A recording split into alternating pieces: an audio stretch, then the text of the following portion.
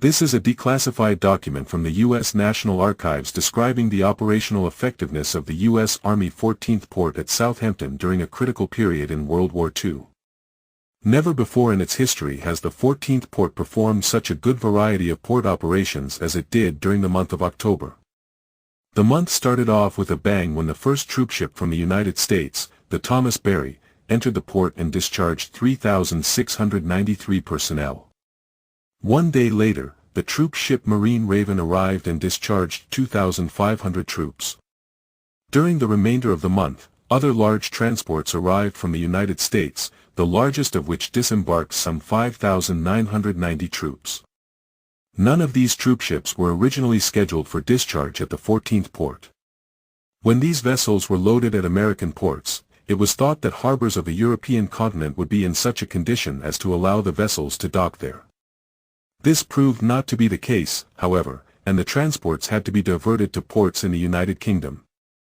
The 14th Port received a large proportion of these diverted vessels, some arriving at Southampton and others at the newly established subport of Plymouth. It appears likely that the program will continue to be handled by the 14th Port until the continental harbors are able to take the larger ships. Another momentous occasion during October was the embarkation of the millionth United States soldier for the far shore on the 25th of October. Officers of the British and American armies, Southampton civic figures, and representatives of the American Red Cross were present at a brief ceremony commemorating the event.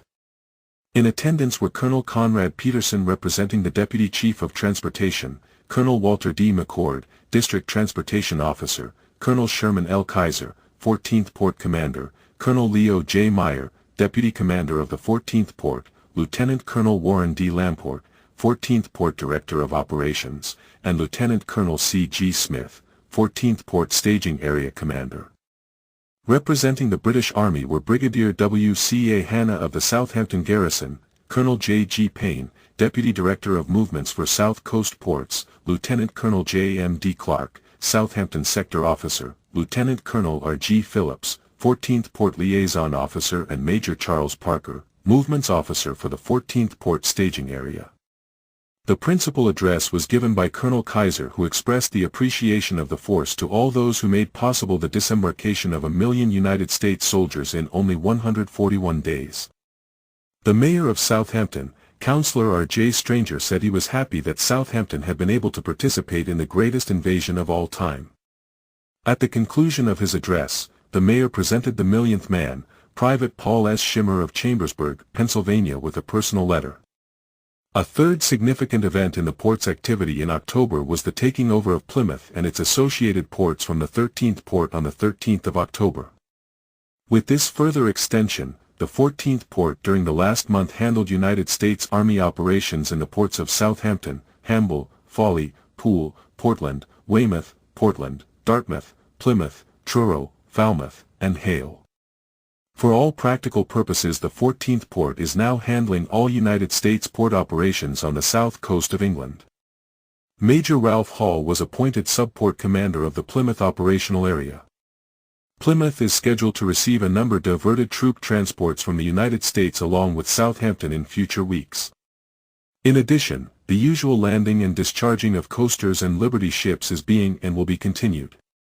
The ports of Truro, Falmouth, and Hale are principally engaged in the construction and shipment of steel barges from prefabricated parts received from the United States.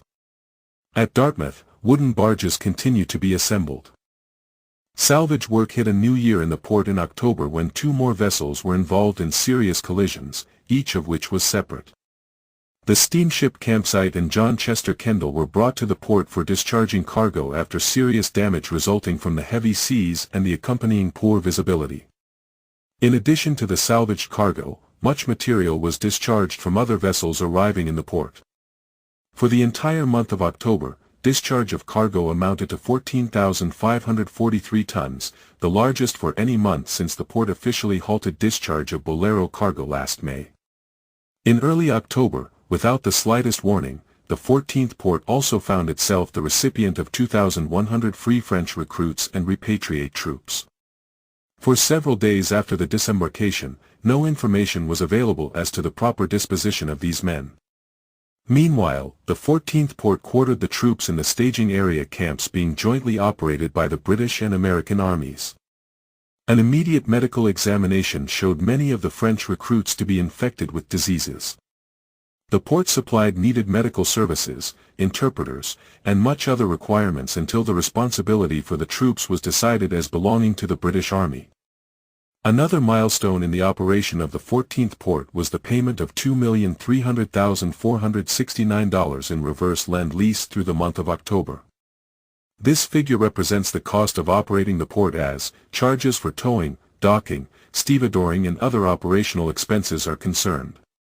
A credit of $33,000 was given to the port in October for services rendered by port companies in discharging several British ships in the past.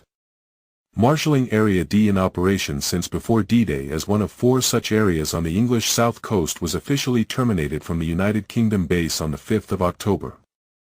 The area is now being operated by the 14th Port on the same basis of the old marshalling area. See now at the 14th Port staging area. Although limited bursts and hards exist at Portland and Weymouth, these 2 ports have embarked well over 300,000 personnel since D-Day. Approximately 1/3 as many as Southampton area handled in the same period. Actual operation of D area progressed from the very beginning with a minimum of difficulty. Even so, it was decided to maintain the 2 ports for embarkation and thus safeguard the Southampton area from possible congestion should emergencies such as the arrival of large troop ships recently occur. D area is under the command of First Lieutenant Alfred A. Schaefer, an officer of the 14th Port. Long before D-Day, the 14th Port provided both officers and enlisted personnel who went through extensive training prior to D-Day, going through all of the activities necessary to the operation of the entire marshalling area.